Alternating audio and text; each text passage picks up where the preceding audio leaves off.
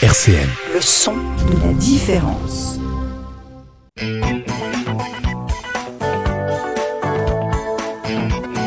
On va pas se raconter d'histoire sur RCN, Philippe Rivet.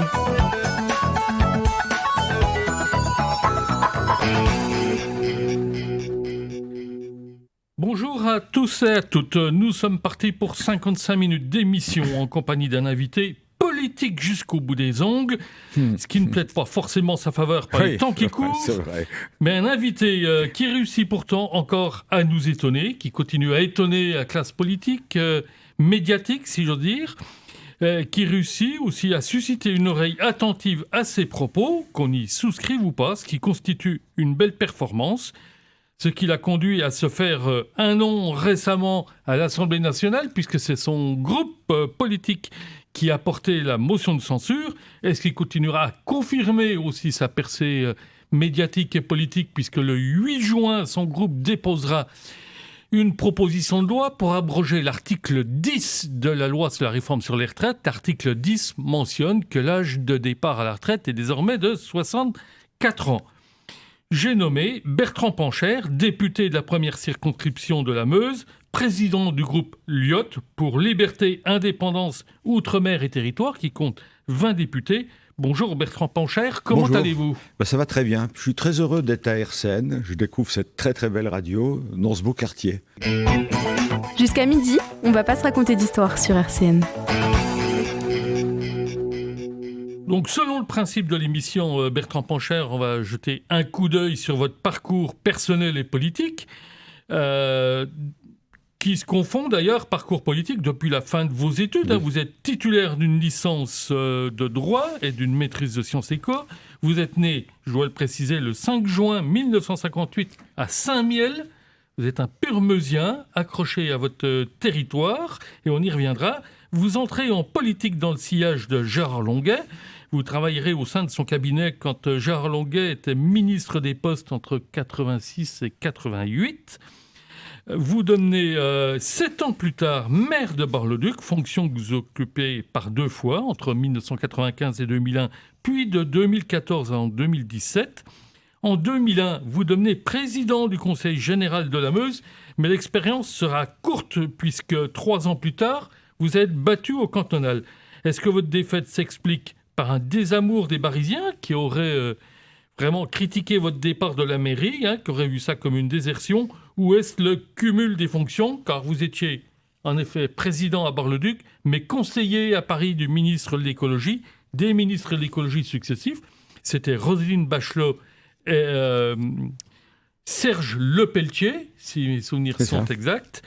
Votre bond intervient très vite, puisque pour les législatives, vous êtes élu brillamment en 2007, et depuis, vous avez été constamment réélu. Ça fait 4 mandats. Vous allez bientôt faire partie des vétérans de l'Assemblée nationale.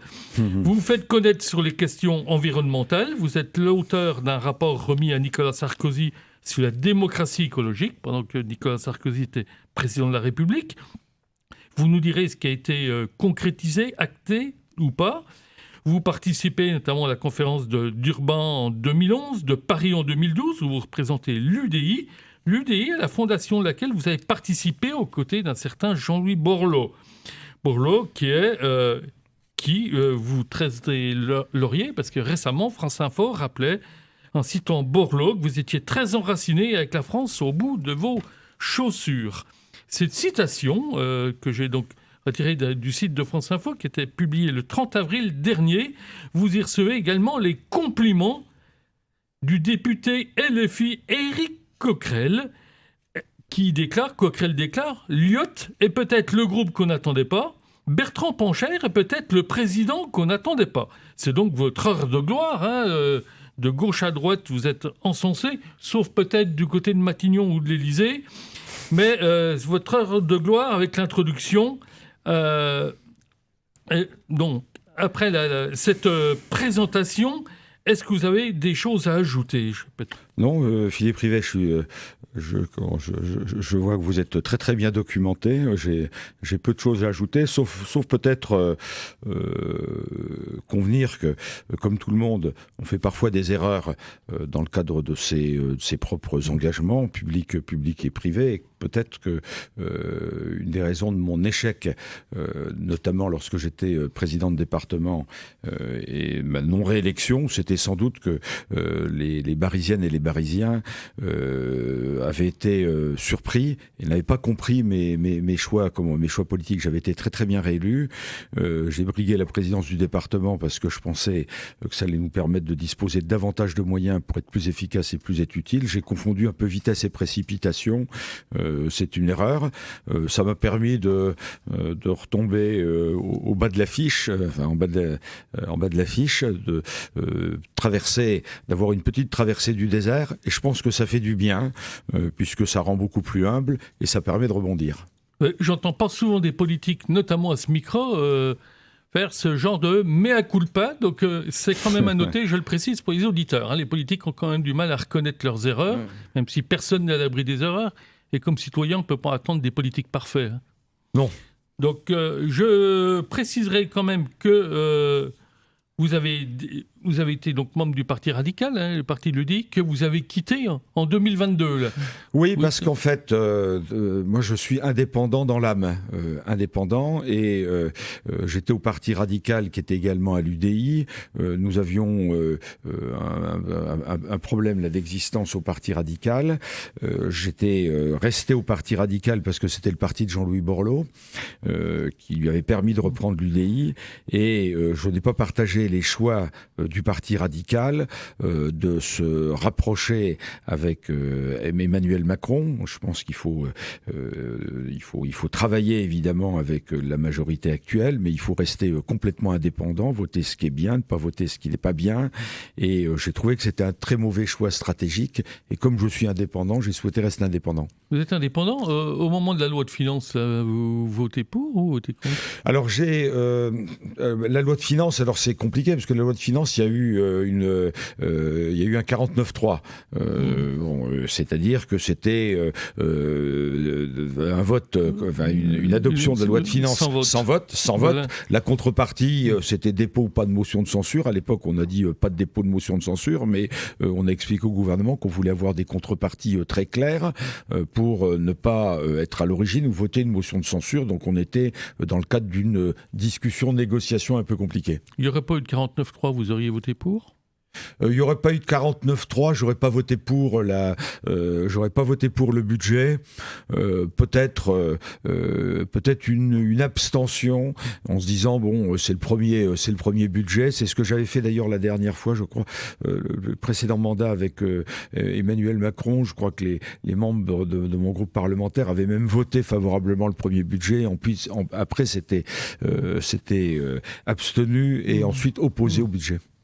On peut mentionner aussi, on reviendra un peu sur votre positionnement, parce que vous avez déclaré, notamment sur la chaîne parlementaire, le 15 septembre 2022, vous déclariez « Nous sommes un groupe d'opposition, mais aussi de proposition ». Donc, on va vous dire que c'est à la fois large, ça veut dire beaucoup de choses, mais c'est pas forcément très clair là, pour les citoyens. Écoutez, c'est le pragmatisme. C'est-à-dire, je pense que nos concitoyens en ont vraiment ras-le-bol de ces engagements politiques où on est affiché dans une catégorie, on est au garde à vous, on est affiché dans une autre catégorie, on s'oppose systématiquement.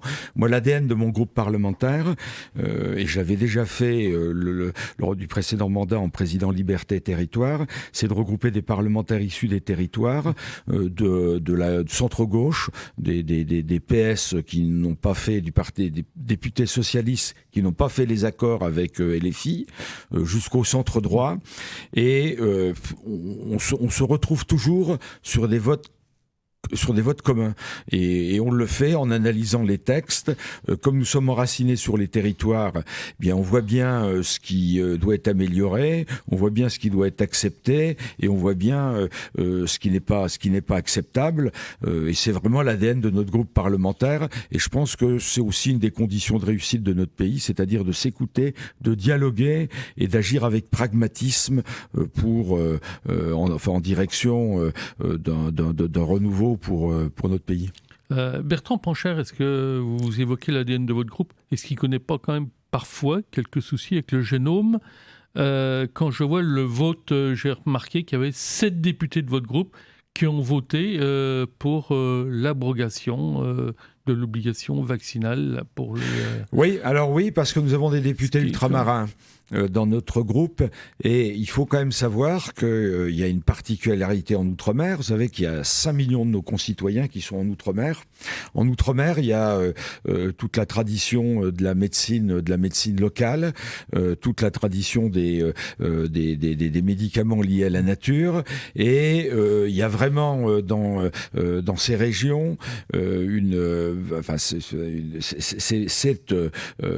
on n'admet pas des oppositions de ce type, quoi. Mais est-ce que ça ne relève pas davantage, si j'ose dire, enfin, est-ce que ce n'est pas la remise en cause de la science? Est-ce qu'il n'y a pas des relents complotistes dans cette prise de position qui avait été d'ailleurs initiée par le Parti communiste et qui était votée aussi par LFI, là? Oui, mais moi j'ai été très clair concernant l'obligation vaccinale. Moi je suis favorable à l'obligation vaccinale. Ceci dit, je comprends qu'il y a un certain nombre de nos concitoyens qui soient vraiment complètement opposés. On a bien vu comment, et on a bien vu notamment que ça fonctionnait pas en Outre-mer. Et d'ailleurs, ça a tellement mal fonctionné en Outre-mer que généralement tous les territoires d'outre-mer votent en direction de la majorité du pays, parce que quand on est loin, on se dit on a besoin d'être protégé par notre État central, et ils ont tous envoyé au Parlement des parlementaires d'opposition. Je pense que on reviendra peut-être sur la question de la crise sanitaire, mais il y a eu tellement d'erreurs dans la gestion de la crise sanitaire et tellement d'absence d'écoute que ça explique le fait que nos concitoyens se rebellent. Vous savez, on peut pas entraîner nos concitoyens comme ça en claquant des doigts, quoi.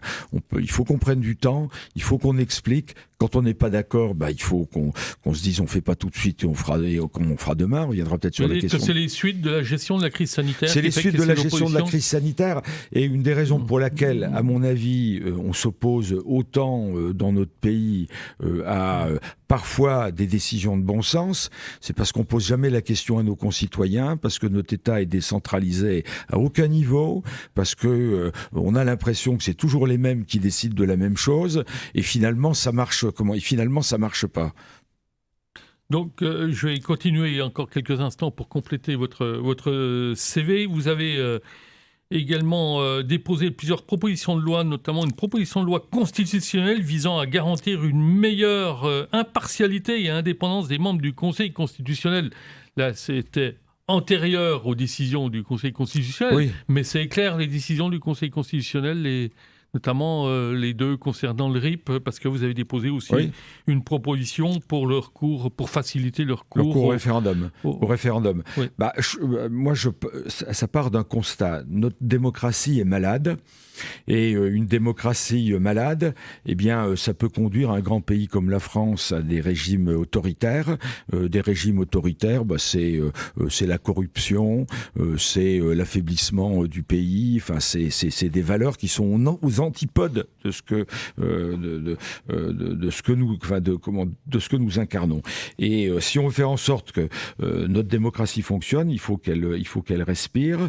Il faut un choc démocratique. Et puis, il faut plutôt une cour constitutionnelle qui garantisse que mais composée notre constitution... par qui, là, donc, la politique de la cour constitutionnelle, une cour constitutionnelle qui est composée de juristes et de magistrats qui sont des magistrats indépendants. C'est le Conseil constitutionnel, c'est 9 juges constitutionnels.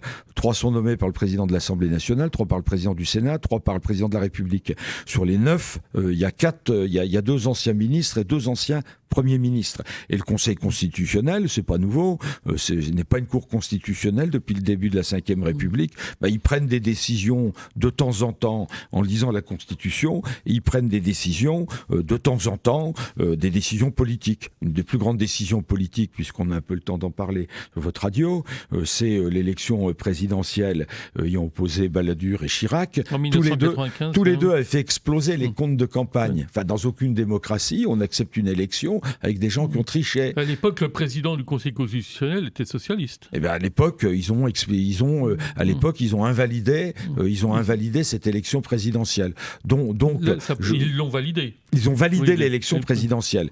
Et nous, on avait remis en cause récemment la légitimité du gouvernement de passer une loi par un article en précipitant la réforme sur les retraites et en l'assimilant à une loi budgétaire. On n'a pas été suivi par le recours constitutionnel alors que le Conseil constitutionnel aurait dû annuler la loi sur les retraites. Il n'a pas fait. Le Conseil constitutionnel aurait sans doute dû autoriser un référendum d'initiative partagée. Il l'a pas fait. Et donc, je dépose une proposition de loi pour réformer le Conseil constitutionnel. Parallèlement, on peut dire aussi que vous présidez un think tank qui s'appelle Décider autrement. Dans ce think tank, je suis un peu allé voir... Décider ensemble. Décider ensemble, on peut aller voir qui s'y côtoie. J'ai trouvé différentes personnalités, dont une députée Renaissance, Caroline Janvier, et un politologue plutôt connu pour être proche des écologistes, Loïc Blondiot. Et parallèlement, on va dire que c'est côté vie privée, vous aviez présidé, vous aviez une société liée aux archives, à l'archivage. Voilà, très bien. Voilà, donc pour rentrer dans le vif du sujet, on va dire, on a déjà commencé un peu d'amorcer les questions d'actualité. Votre vraie réflexion porte sur la décision partagée, ce que vous êtes en train, déjà ce que vous avez commencé de nous expliquer. Aujourd'hui, on sent que la décision n'est pas vraiment partagée ou qu'il y a une incompréhension à ce sujet-là. La faute à qui ? Est-ce que c'est seulement de la faute du président de la République ou si c'est pas de la faute un peu d'un certain de la NUPES qui a quand même multiplié une avalanche d'amendements qui rendait tout débat impossible ? Non, mais d'abord, le poisson pourri par la tête. Bon, les responsables de la situation du pays, c'est les dirigeants du pays. Et le premier, c'est Emmanuel Macron. La Constitution, elle permet de tout faire. Bon, elle permet notamment d'écouter les gens. Et donc, je voulais vraiment le dire. Et ça nécessite pour nous une profonde réflexion. Tout ça, ça peut pas continuer ainsi. On est un pays qui dépense le plus d'argent public dans le monde occidental. On est un pays où rien ne fonctionne, la santé ne fonctionne pas, l'éducation ne fonctionne pas, tout le monde, toute la rénovation thermique ne fonctionne pas, vraiment rien ne fonctionne dans notre pays. Chercher l'erreur, parce que l'État veut tout faire tout seul, l'État fait confiance en personne. Moi, je suis favorable à un énorme choc de décentralisation pour remettre les pouvoirs aux collectivités avec des moyens de financement. Je suis favorable à un rééquilibrage du Parlement pour que quand on élit des députés, les députés servent à quelque chose. Et puis, je suis favorable à ce qu'on pose régulièrement la parole à nos concitoyens, notamment, on commence à m'appeler maintenant Monsieur Référendum. La Suisse, on vote tout le temps. On n'a pas fait des Suisses des imbéciles. Au contraire, on crée de l'intelligence collective. Je voulais faire un deuxième rappel. L'agence Fitch vient de baisser la note de la France. C'est très grave. On est un pays très très endetté. Ça risque de faire augmenter les taux. Milliards, voilà, ça risque de faire augmenter les taux d'intérêt. Et pourquoi ils baissent la note de la France ? Parce qu'ils expliquent qu'on est incapable de faire des réformes. Et comment on va faire des réformes ? Pensez qu'on va faire des réformes en mettant l'armée, la police, la gendarmerie dans la rue, en disant c'est obligatoire et c'est comme ça ? C'est pas possible. On fait des réformes en écoutant les gens, en prenant le temps. La méthode est importante. C'est pour ça que j'ai créé Décider ensemble. Reprenons dans l'ordre vos remarques. Vous dites, on va commencer par le référendum, on va commencer par la fin. Un référendum, est-ce que c'est pas, on sait qu'en France, quand il y a un référendum, c'est plutôt un plébiscite ou un contre-plébiscite. Oui.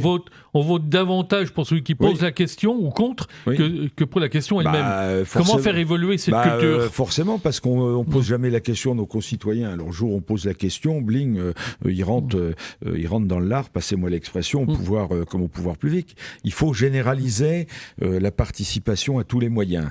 Avec Décider ensemble, on a beaucoup développé la question de la participation participation citoyenne dans les collectivités locales. Je peux vous dire qu'en 10 ans de temps, il y a une transformation énorme. Les conseils, enfin les conseils consultatifs, les conseils de quartier, les budgets participatifs, il y a une émergence énorme. C'est énorme. Eh bien, il faut que l'État le fasse également à son propre niveau.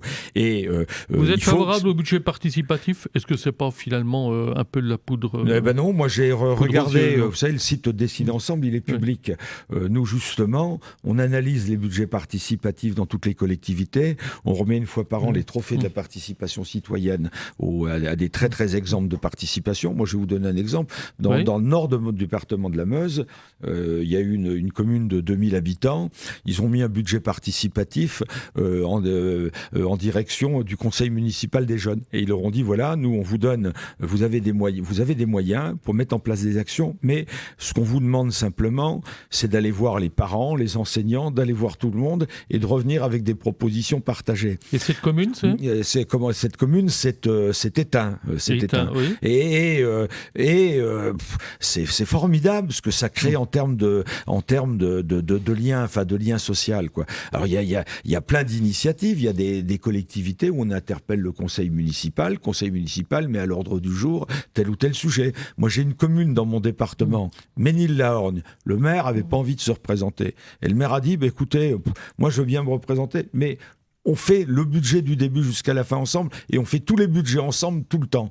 Eh bien, c'est un tiers de la population qui participe tous les mois à des réunions et la population, dans un premier temps, voulait tel ou tel équipement et ils ont bien vu qu'il n'y avait pas les moyens de le faire. Donc, la population s'est dit, on va peut-être faire autre chose de plus rationnel, on va peut-être rechercher des moyens, etc. On a créé de l'intelligence collective. C'est génial. Est-ce qu'il peut se faire au niveau d'une petite commune ou d'une commune moyenne? Est-ce qu'on imagine, par exemple, au niveau de Bar-le-Duc, de Nancy, de Metz ou de Verdun pouvoir faire ce genre de... Oui, les budgets participatifs, ils ont commencé... Même s'il y en a à Nancy. Oui, ils ont commencé par les plus grandes communes françaises. Et puis, ils sont redescendus dans les plus petites communes françaises. Mais il n'y a pas que des budgets participatifs. Des délibérations des conseils municipaux, on peut les rendre publics, des projets de délibération 2 à 3 mois avant de les prendre. On peut retenir les observations des uns et des autres. Mais Bertrand Pancher, si je me fais l'avocat du diable, en démocratie, on est en démocratie représentative. On peut considérer, après tout, que le devoir du citoyen, c'est de se déplacer aux urnes, ce qui n'est plus forcément le cas aujourd'hui. Mais c'est d'élire des équipes municipales sur un programme. Et c'est aux équipes municipales d'assumer ce qu'ils proposent. Oui, non, mais ça, c'est la démocratie au 19e siècle. C'est la démocratie Benjamin Constant, père de la démocratie, qui disait, voilà, on vote, nos concitoyens n'ont pas le temps de s'occuper de tout, ne sont pas informés. Ils sont pas informés, n'ont pas le temps, et on donne donc le pouvoir, on confie les moyens à des élus nationaux ou locaux, et puis 5-6 ans après, ils reviennent, est-ce qu'on a obtenu plus ou moins, et on revote. Maintenant, c'est plus comme ça. Nos concitoyens n'ont jamais été aussi formés, aussi informés. Ils savent tout, parfois désinformés d'ailleurs. Ils sont inquiets de tout, et ils ont tendance à tout remettre en question, quoi. Regardez tous les populistes. Regardez ce qu'on est arrivé au Brésil. Regardez ce qui est fait y arriver aux États-Unis avec Trump. Regardez. Mais justement, ces populistes, il y a une expression de la colère, mais qui ne se transforme pas forcément en propositions constructives. Non, et puis on s'en fout plein les poches. C'est la corruption, c'est les grands pays du monde dirigés par des dictateurs, des régimes autoritaires, c'est des régimes corrompus. La Chine, c'est 5 millions de membres du Parti communiste qui dirigent la Chine. On en a peut-être mis 5 ou 600 000 ou 1 million en prison. Il aurait fallu mettre 5 millions en prison. Regardez Poutine, c'est que de la corruption. Pendant ce temps-là, les pauvres, ils crèvent. Mais est-ce que vous diriez de la même chose de la France? Est-ce que la France est considérée comme un pays corrompu? Non, pas du tout. Ah non, pas du tout. Moi, j'ai 30 ans de vie politique. Je peux vous dire que ça a beaucoup, beaucoup changé. Alors, il y en a encore, parce que c'est la nature humaine, mais quand on les chope, ils partent en prison, quoi. Oui, on peut dire que la France, l'immense majorité, même si ce n'est pas toujours entendable, l'immense majorité de la classe politique, des élus, sont des gens qui se dévouent, qui sont oui, puis il y a quand même des systèmes de transparence. On ne peut plus rien faire. On est contrôlé en permanence, et tant mieux. trop contrôlé ? Non. Parfois même un peu trop contrôlé. Ouais. Moi, je vais vous dire, chez moi, une fois tous les... Il y a un bilan là, de patrimoine qui part contrôlé par le déontologue. Le bilan de patrimoine, je peux vous dire que vous allez du détail. Oui. Moi, j'ai mes parents agriculteurs nous ont légué des bois, quelques hectares. Nous sommes nus propriétaires et pas usufruitiers. Il y a un moment, je me suis demandé s'il fallait pas que j'aille compter tous les arbres qu'il y avait de façon à pouvoir justifier. Et ça prend beaucoup. Mais bon, j'avoue que c'est compliqué de simplifier ça. Et c'est important. Ce qui est important, c'est vraiment que tout ça soit rendu transparent. Pour reprendre vos propositions que vous égreniez il y a quelques instants, il y a notamment la décentralisation. Vous pensez que la France reste un pays très centralisé, pourtant une république décentralisée? Non, mais la France est le pays le moins décentralisé du monde. Les dépenses publiques en termes de décentralisation sont presque la moitié de nos voisins, Allemagne, Belgique, Italie, enfin tout. Quand on décentralise, l'État continue à tout piloter. Les normes, il n'y a pas d'autonomie de normes par région. On est dans des multiplications d'acteurs qui expliquent que finalement rien ne fonctionne. Regardez, vous pensez que le rôle central des préfets reste fort? Non, mais il faudrait que les préfets, c'est des représentants de l'État. Et d'ailleurs, ils devraient s'habiller en costume, cravate, comme mais pas arriver avec des uniformes. On a l'impression que c'est des généraux qui commandent. Qu'est-ce que c'est que cette démocratie? Les préfets, ils devraient s'appeler directeurs départementaux des services de l'État. Et on devrait avoir toutes des grandes fonctions. Vous l'avez déjà expliqué au préfet de la Meuse, là? Mais je m'en suis exprimé à de nombreuses reprises. Voilà. Et on devrait avoir des collectivités. Elles pilotent les écoles primaires. Il faut qu'avec les parents d'élèves, qu'ils aient aussi un droit sur les moyens mis en matière d'éducation. Les collectivités, elles pilotent un peu les polices locales. Regardez en Belgique, en Allemagne, les commissaires de police, ils sont sous l'autorité partagée des procureurs et des élus locaux. C'est le maréchal Pétain qui a nationalisé la police. Regardez les agences régionales de santé. Qu'est-ce que c'est que ce BINS? Les hôpitaux, ils ont besoin d'autonomie. Moi, j'ai un copain chez moi, je vous donne un exemple, un ancien porte-drapeau, on lui a coupé un bout d'une jambe. Ça fait 1 an qu'il est à l'hôpital, il a besoin de rééducation, il n'a pas de kiné. Et quand j'appelle mon directeur d'hôpital, il me dit: Monsieur le député, je suis vraiment désolé, mais si on avait un minimum d'autonomie pour recruter des kinés, je mettrais 200 € de plus et j'aurais un kiné. Et pendant ce temps-là, on fait crever les gens à l'hôpital. Tout ça, c'est des trucs de bon sens. Ça fonctionne mieux si c'est sur le plan local, à condition évidemment d'avoir aussi de l'autonomie financière. Et d'avoir, ce qui est quand même de moins en moins le cas pour les collectivités. Oui, on a piqué, non seulement on ne décentralise pas, mais on a retiré toutes les ressources aux collectivités locales. Notamment la suppression de la taxe d'habitation, c'était pas forcément une bonne idée. La suppression de la taxe d'habitation, il faut qu'on retrouve, nous on a fait des propositions pour des ressources nouvelles pour des collectivités, tout ça c'est possible. Remontons là aux propositions. Vous disiez qu'il fallait redonner du pouvoir au Parlement. On sait que sous la 5e, on parle de parlementarisme rationalisé. Vous en êtes à votre 4e mandat. Oui. Vous avez senti fondre les pouvoirs du Parlement, ou s'il y a eu des périodes plus... Moi, je trouve que c'est de pire en pire. Je trouve que c'est de pire en pire. J'ai fait le premier mandat avec Nicolas Sarkozy. On était dans la majorité. Il y avait une 50aine de grands élus locaux qui étaient députés. Je peux vous dire qu'en interne, quand ça tapait, et ils repartaient avec leurs propositions. On a fait craquer la majorité à l'époque de façon très claire sur des dispositions contre notamment les territoires. J'étais député ensuite de l'opposition sous François Hollande. J'étais un spécialiste de l'environnement, des transports. On venait me voir en me disant: t'es dans l'opposition, mais on a quand même besoin de toi parce que les syndicats, etc., il faut que les propositions soient crédibles. Puis avec Emmanuel Macron, mais ça a été la catastrophe. avec des députés qui ont été presque tirés au sort, des députés où on envoyait les curriculum vitae, des gens vraiment de très bon sens, des gens mais complètement paumés, et avec une fermeture complètement de tout. C'est pas sans raison qu'on a eu la crise des Gilets jaunes. Les Gilets jaunes, sans l'armée, la gendarmerie et la police, on aurait une révolution en France. Mais une vraie révolution, faut quand même pas l'oublier. Et est-ce que c'est réglé ? Le feu, il couvre toujours. Ça s'est dégradé. Vous sentez toujours une colère, là, comme on dit, dans les territoires. Mais vous sentez que vous rencontrez vos électeurs.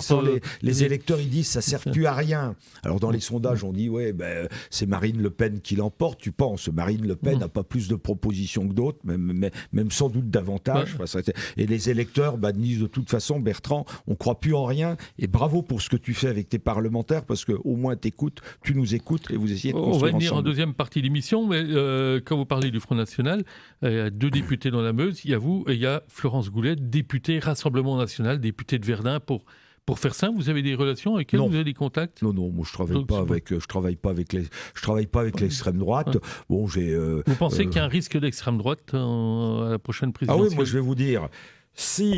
Très clairement, si nous ne structurons pas notre pays à travers un groupe parlementaire comme le nôtre, qui exprime une nouvelle écoute, nouvelle centralité, on est des gens de bon sens, animés par un idéal de développement humain, à la fois économique, social, environnemental, mais développement humain intégral. Eh bien, si c'est pas nous qui le faisons, ça sera dans 4 ans Marine Le Pen au pouvoir. Bertrand Pancher, nous allons faire une pause musicale. La pause musicale, c'est, vous l'avez choisi, c'est Charles Aznavour, Je m'y voyais déjà. C'est faux ça. RCN, on va pas se raconter d'histoire. Philippe Rivet. Nous sommes en compagnie de Bertrand Pancher, député de Bar-le-Duc, président du groupe Lyot à l'Assemblée nationale. Nous allons en venir directement à l'actualité, puisque Bertrand Pancher soutient une proposition de loi grâce à ce qu'on appelle la niche parlementaire, qui est réservée à chaque groupe, une proposition de loi qui vise à abroger l'article 10 de la loi sur la réforme des retraites. Cet article 10 précise que l'âge légal de départ à la retraite est de 64 ans. Donc ça va être votre heure de gloire. Vous avez bon espoir là, d'obtenir la majorité? Oui, je pense qu'on a bon espoir d'obtenir la majorité. Le Parlement n'a jamais été consulté. On a tout fait, que ce soit certains partis politiques à l'intérieur pour faire traîner le débat, mais surtout le gouvernement de ne pas pouvoir en discuter dans de bonnes conditions. Et quand ce texte est revenu après la navette parlementaire avec le Sénat est revenu au Parlement, là, le gouvernement s'est rendu compte qu'ils n'auraient pas la majorité. On avait déposé une motion pour rejeter le texte et ils nous ont mis 49-3, débat sans vote et motion de censure. La motion de censure, on a déposé une motion de censure, jamais j'aurais pu penser un jour déposer une motion de censure dans ma vie, elle n'est pas passée à 9 voix près. Et simplement. Donc ils ont senti le vent du boulet. Ils ont senti le vent du boulet, vraiment le vent du boulet. Et pourquoi elle n'est pas passée? Parce qu'une motion de censure, les abstentionnistes ne votent pas, et puis seuls ceux qui veulent renverser le gouvernement se déplacent. Là, c'est pas pareil. Là, c'est deux questions différentes. C'est on abandonne les 64 ans, parce que je rappelle qu'on peut partir entre 62 et 67 ans actuellement, et 2, on renvoie une conférence sociale pour trouver un financement de notre système de retraite, parce qu'il faut quand même équilibrer notre système de retraite. On n'est pas, nous sommes complètement cohérents, et je pense qu'on va pouvoir disposer de davantage de soutien et d'appui. Mais concrètement, là, Bertrand Pancher, là, ça tangue un peu. Il y a de l'inquiétude de la majorité au niveau de l'exécutif en disant Bertrand Pancher, c'est son heure de gloire, sa minute varolienne, il fait un peu de l'esbrouf, l'agitation, parce qu'il n'y a pas d'alternative derrière.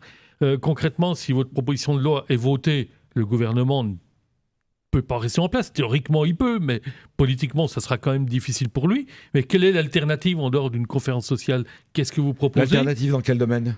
Si le gouvernement est renversé de fait, je pense que ça, c'est la dissolution. Vous savez, mon fantasme, c'est pas de renverser le gouvernement. Je vous le dis, mon fantasme, c'est que le pays réussisse. Et pour que le pays réussisse, eh bien, il faut qu'on se mette d'accord ensemble sur les grandes priorités. Et je serai au rendez-vous des discussions sur les grandes priorités. Mais en fonction de quelle majorité? Est-ce que vous Mais pensez la majorité, que derrière... mais moi, dans mon groupe parlementaire Lyot, je bosse avec des députés socialistes qui n'ont pas fait l'accord avec NUPES, jusqu'aux députés centre-droit, avec des régionalistes et des écologistes indépendants. On se met d'accord sur toutes les grandes orientations. Est-ce que vous pensez pas un seul moment que si Emmanuel Macron avait l'humilité de dire je décide plus tout seul, j'ai plus la majorité, et on se voit avec les groupes parlementaires au moins les plus républicains, et on se met d'accord sur les grandes priorités sur le pays, est-ce que vous pensez une seule seconde qu'on n'y arriverait pas? Moi, on y arrivera.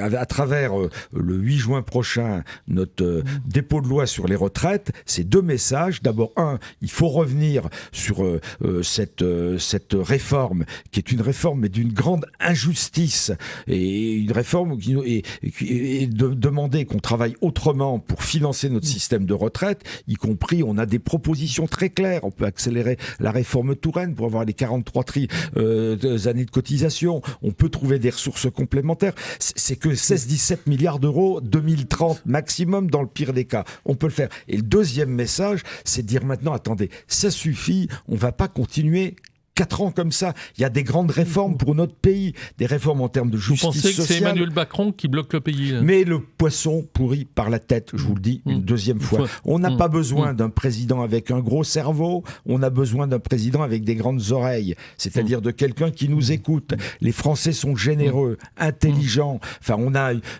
regardez le nombre de prix Nobel dans notre pays, quoi. On a une richesse.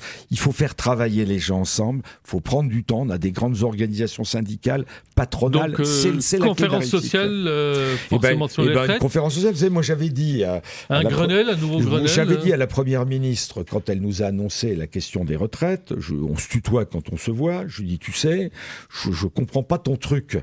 D'abord, c'était à l'époque 65 ans, je lui dis, vous êtes fous, passer peut-être par une étape à 63 ans, on verra par la suite. Regardez pour accélérer la réforme Touraine, discuter avec les partenaires sociaux, et surtout, je lui ai dit, mais cette réforme-là, on n'est pas à 3 mois, 6 mois, voire 1 an près pour la réussir. Faire une réforme pour remettre à plat les systèmes de retraite. Et je lui avais dit notamment, et comment tu réponds, par exemple, à la question de l'emploi des seniors. Aujourd'hui, plus de 40% des personnes qui partent à la retraite sont au chômage. Et vous allez leur dire, on va bosser 2 ans de plus. Mais il n'y a pas un petit problème là d'incitation à l'emploi des seniors? On n'aurait pas dû commencer par là? C'est exactement ce qu'on veut faire. Et quand vous parlez de ressources complémentaires, parce que là, il y a quand même un déficit, après, il y a le débat sur le déficit, les ressources complémentaires, ça peut être quoi, d'après vous? Écoutez, il faut d'abord... Ressources complémentaires pour financer le régime des retraites. D'abord, il faut bien comprendre que le déficit, c'est le rapport du corps, Conseil d'orientation sur les retraites, c'est 16 à 17 milliards, max dans le pire des cas, à l'horizon 2030. Dans les précédentes réformes, quand on les a faites, c'était pire en termes de déficit et de perspective. Donc il y a un déficit. Bon, c'est un budget des retraites, c'est plus de 300, je crois, c'est 350 milliards d'euros. Il est ce qu'il est. On peut allonger, accélérer la réforme Touraine, c'est-à-dire cotiser 43 années pour obtenir la retraite à temps plein. On l'accélère. Et d'ailleurs, dans le projet de loi, dans la loi actuelle, on prévoyait de l'accélérer. Ça rapportait déjà entre 6 et 7 milliards d'euros. On peut trouver, notamment, nous on avait déposé on a déposé un amendement visant à taxer les revenus des grands patrimoines, le patrimoine des milliardaires a été multiplié par 2 en 6 ans de temps, je crois. Cherchez l'erreur, on peut un peu cotiser. Il y en a même des milliardaires qui disent faites appel à nous. On a déposé une proposition de loi, par exemple, pour taxer les transactions financières. Le Royaume-Uni le fait. Bon, mettons-nous d'accord, on aurait pu le faire tranquillement. Donc on verra ce qui se passera le 8 juin, ça sera une date quand même qui sera scrutée, regardée. Vous dites aussi, on ne peut pas continuer 4 ans comme ça. Non. Donc le pays est bloqué, mais de dire, c'est bien, mais Que faire ? Que faire Est-ce qu'il faut aller pousser vers une dissolution ? D'abord, la Ve République, malgré tous ses défauts, la Constitution, le général de Gaulle l'a dit à de nombreuses reprises, quand il y a une grave crise et d'ailleurs lui-même est allé jusqu'au bout de sa logique, quand il y a une grave crise entre un chef de l'État et la population, il n'y a que deux possibilités, la dissolution ou le référendum. Donc c'est la raison pour laquelle nous demandions d'abord le référendum. J'ai toujours demandé le référendum sur les retraites, puisque la dissolution, ils vont perdre tellement que je suis pas certain qu'ils y soient prêts. Et deuxièmement, Emmanuel Macron aurait dû se rendre compte il y a un an qu'il n'avait pas de majorité absolue, et dans tous les pays, et c'est très bien de ne pas avoir de majorité absolue parce que ça nous force à discuter ensemble, et aurait dû faire comme dans tous les pays qui nous entourent, il n'y a pas de majorité absolue, on travaille sous des formes de coalition ou on travaille sous des formes de majorité de projet. C'était ça qu'il fallait faire. Et il le fait pas depuis un an, et le projet et le pays est bloqué. Il reste encore 4 ans, il est encore temps de dire 4 ans. Est-ce qu'il y a besoin de réformer les institutions, de passer à une 6e République, ou on peut se contenter de la 5e République Quel est votre avis là-dessus ? Moi, je pense qu'on peut déjà faire beaucoup sans la réforme de la Constitution. Le choc de décentralisation, on peut le faire avec des moyens, pour faire en sorte que les habitants se disent, nous, nos responsables, c'est les maires, la région, etc. Et qu'on regroupe tous ces moyens, on peut le faire sans réforme de la Constitution. On peut inverser, je crois savoir, le calendrier électoral sans... L'idée de Jospin Chirac, c'était vraiment une mauvaise idée. Voilà. Là. On peut prévoir que les élections législatives aient lieu avant les élections présidentielles. Et là, on peut généraliser de la proportionnelle. Et là, vous allez avoir un président de la République qui n'aura jamais de majorité absolue de son propre parti derrière lui et nous obliger à travailler. Mais la proportionnelle, il n'y a pas un risque, d'après ce qui est soulevé, c'est de favoriser très largement les extrêmes, notamment l'extrême droite. Mais vous savez, les extrêmes, les extrêmes s'approchent du pouvoir, les extrêmes feront comme tout le monde, seront intelligents et abandonneront leurs idées complètement débiles, consistant à dire rendez-moi mon argent à l'Union européenne. Vous savez qu'il y a quand même plus intelligent. On est en train de la guerre en Ukraine, les menaces, toutes ces superpuissances, on a besoin d'une Europe plus forte. Ou bien il n'y a pas de problème de retraite, il suffit d'avoir plus d'enfants. Ça, c'est l'extrême droite. On les met un peu au pouvoir, ils sont un peu sujets, mais ils diront peut-être des choses plus intelligentes. Vous êtes donc plutôt de nature optimiste. Oui, moi je suis compris sur les extrêmes. Vous dites finalement Marine Le Pen peut changer ? Non, mais les Français, donc d'abord vont se rendre compte, les Français vont se rendre compte que y a Glesbrouf dans le programme électoral de Marine Le Pen. Regardez les migrants, qu'est-ce qu'on en fait ? On a 300 000 migrants depuis plus de 10 ans, situation irrégulière dans notre pays. Ils ont des enfants, ils vont à l'école. Dès qu'on veut en virer un, les parents d'élèves viennent nous voir en disant celui-là, il faut le garder. On va les remettre à la mer. Qu'est-ce que c'est que ces histoires ? Il faut une politique plus forte de lutte contre l'immigration, mais il faut intégrer ceux qui sont sur place. Il faut des politiques d'aide au développement. Est-ce que vous savez que l'extrême droite a passé son temps à dire il faut surtout plus aider les pays en voie de développement parce qu'on a besoin de l'argent pour les Français. Mais on est complètement cinglés. On a des gens qui sont en train de crever de l'autre côté de la Méditerranée et on veut les foutre sous l'eau. Bertrand Pancher, on va rester en France, mais on va évoquer les territoires très éloignés, parfois très éloignés de la métropole, puisqu'un certain nombre de vos députés, enfin des députés du groupe Elliott, sont d'outre-mer. Vous étiez prononcé, on va prendre un territoire qui est le plus proche qu'est la Corse, vous étiez prononcé en 2022 pour l'autonomie, une plus grande autonomie de la Corse. Aujourd'hui, on glisse souvent de l'autonomie à l'indépendance. En Polynésie, là, c'est la liste indépendantiste qui est arrivée en tête. Est-ce que vous pensez que ces pays, pas que ces pays, que ces contrées qui font toujours partie de la France, ont droit à l'indépendance, respecter leurs souhaits et qu'on va se séparer un certain nombre de contrées qui souhaitent leur indépendance. Ça vous paraît naturel, logique et défendable? Je pense notamment aussi à la Nouvelle-Calédonie. Quelle est votre position là-dessus ? Je voulais d'abord revenir sur ce qui s'est passé en Corse, sur ce qui se passe maintenant en Nouvelle-Calédonie. À force de ne donner aucun pouvoir à ces territoires et ces collectivités, ou en donner si peu, à force de s'y désintéresser, eh bien, le discours des élus est de plus en plus extrême. C'est exactement comme ça que ça se passe. Je connais mieux la Corse que la la Polynésie française. La Corse, il y a une langue corse. C'est une réalité. Il y a des spécificités corses qu'on ne voit pas sur notre continent. Tout le monde achète une résidence secondaire en Corse. Les Corses eux-mêmes ont plus accès à la propriété. La Corse demande un statut d'autonomie. Alors quand je dis à mes élus députés corses, vous êtes indépendantistes, je pense l'indépendance, qui me dit nous ce qu'on veut d'abord, c'est de la réelle autonomie. On veut une reconnaissance de notre histoire, de notre passé, de notre culture. La Corse est réellement dans le giron national depuis Napoléon. Est-ce que tout ça c'est incompatible avec le fonctionnement de notre pays? Pas du tout. Il faut leur donner de l'autonomie. Le futur président de la Polynésie française est un député communiste. Je connais bien Franck, qui connaît parfaitement l'histoire, la culture de notre pays. Je lui dis indépendance, il me dit, tu sais, l'indépendance, qui me dit nous on veut déjà avoir notre propre compétence, parce qu'on estime que on fait beaucoup mieux nous-mêmes en Polynésie que si c'est dicté par l'État. Je pense que si on leur fait confiance, si on leur donne les moyens de se développer, si l'État fait ce qu'il peut faire et s'il donne les compétences aux autres qu'il ne peut pas faire lui-même, vous allez voir que on va être heureux de vivre dans cette République française. En tout cas, la France a beaucoup de chance d'avoir tout ce territoire ultramarin qui lui permet d'avoir un rayonnement mondial et puis cette présence là sur les mers et nos océans. On est un grand pays également grâce à nos territoires ultramarins. Quel est votre regard sur la situation à Mayotte ?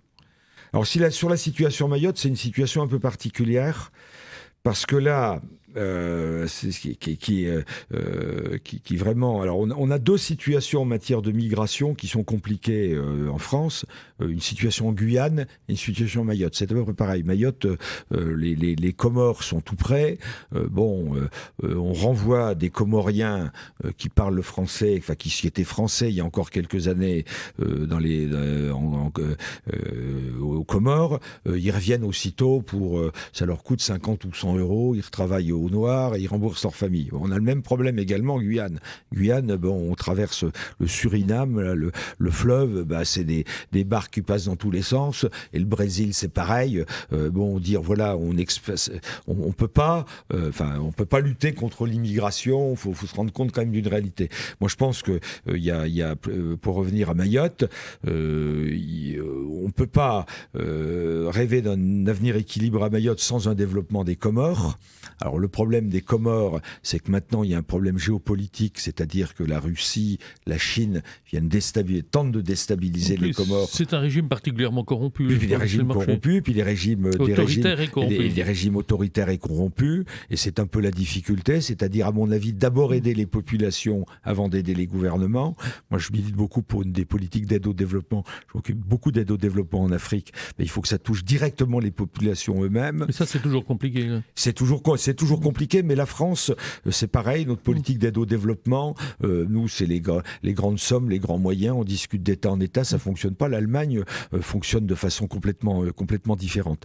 Il faut qu'on aide vraiment les populations, et puis il faut qu'on se protège. Il y a un moment, moi je fais pas d'angélisme, on a besoin d'être protégé, on a besoin d'avoir plus de bateaux autour de Mayotte, on peut pas se laisser envahir dans n'importe quelle condition, on a besoin aussi de sécurité, de sûreté. Donc Gérald Darmanin a eu raison là, de lancer une grande opération Gérald Darmanin a raison de le faire. Il y a des problèmes de violence, c'est intenable pour les populations, il faut écouter les populations. Pour parler des revendications territoriales, identitaires, parfois, il Il y a le cas de l'Alsace. Est-ce que l'Alsace a raison de demander sa sortie du Grand Est? Comment vous analysez ça? Même si le président de la République, qui semblait leur donner des gages, a sonné la fin de la récré, là, il n'y a pas très longtemps. Là, il y a un particularisme alsacien. Bon, et je pense que le péché originel des grandes régions était le redécoupage des régions, aussi le fait du prince. Ça s'est déroulé dans le bureau de François Hollande, qui a voulu mettre la Champagne... Sur un coin de table. Qui a voulu filer la Champagne enfin un truc de fou, à la Lorraine et à l'Alsace, en expliquant que ça permettrait d'avoir une cohérence pour que la gauche puisse peut-être l'emporter enfin un truc de fou, quoi, un truc de fou. Bon, c'est tout, c'est comme ça. Il y a à reconnaître qu'il y a un particularisme alsacien, qu'on a besoin beaucoup plus de renforcer et de redonner des moyens pour que ce particularisme s'exerce, mais que le vrai sujet, il est celui du manque de compétences des régions. C'est pas de savoir ce qu'il faut qu'on enlève à la région Grand Est pour redonner à la région Alsace. C'est les grandes compétences qu'il faut donner aux régions. Il faut donner une compétence en matière de formation, en matière de transport, en matière de logement, en matière également sanitaire et de santé. Réfléchissons plutôt pour ce qu'on va donner aux grandes régions. Et vous allez voir que si on donne des grands moyens aux grandes régions, elles vont se débrouiller avec leurs autres territoires et notamment l'Alsace. Juste avant de changer complètement de sujet, Bertrand Pancher, une dernière question très, très politique. Vous avez déjà une idée de votre candidat pour la présidentielle?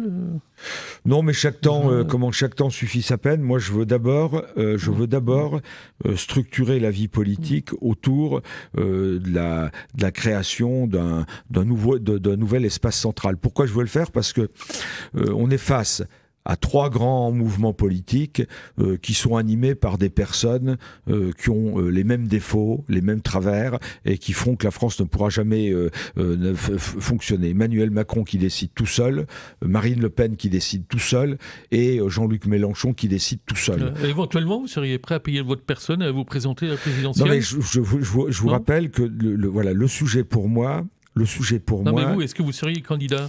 Le sujet pour moi, c'est 4 ans en face. Je sais pas, vous vous rendez compte. Franchement, vous dites pas non. J'ai d'autres combats. J'ai d'autres combats. À mener. Vous avez pensé? J'ai d'autres combats à mener. C'est pas quelque chose qui m'anime. Mon combat, il est pour le moment. J'ai un groupe parlementaire qui doit exister, un groupe parlementaire qui a besoin d'être connu parce qu'il faut que les Français se disent, mais l'alternance, elle passe par l'écoute, par le respect et par les grandes mesures que l'on veut proposer pour notre territoire. J'ai besoin de faire en sorte que ça devienne un mouvement. J'ai créé une association qui s'appelle l'association politique utile, de façon à s'appuyer sur nos populations pour faire remonter et être à l'écoute de nos concitoyens.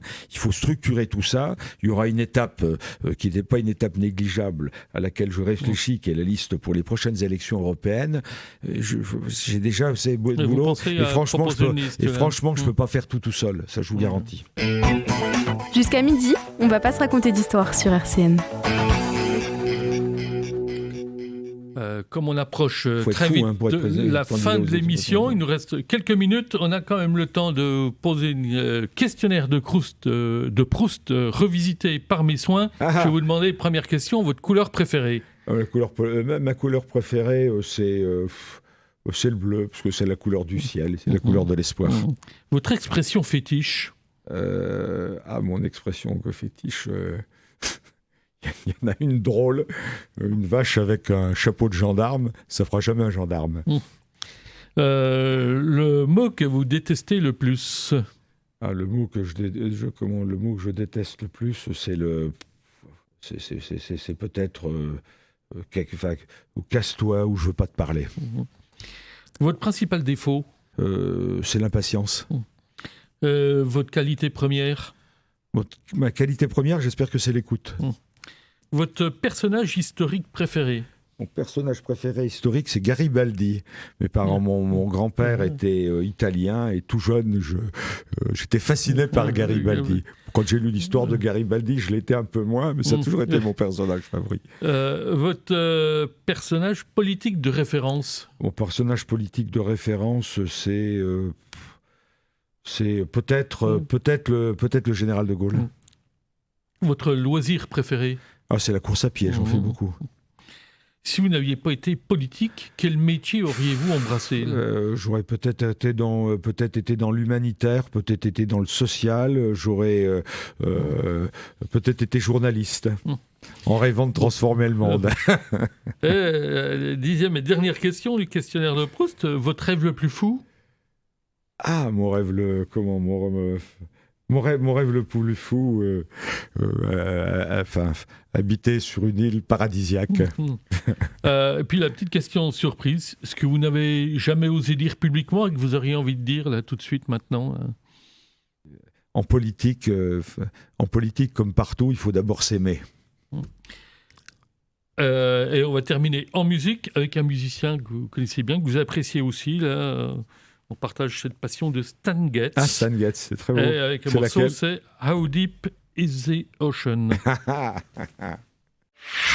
RCN, www.rcn-radio.org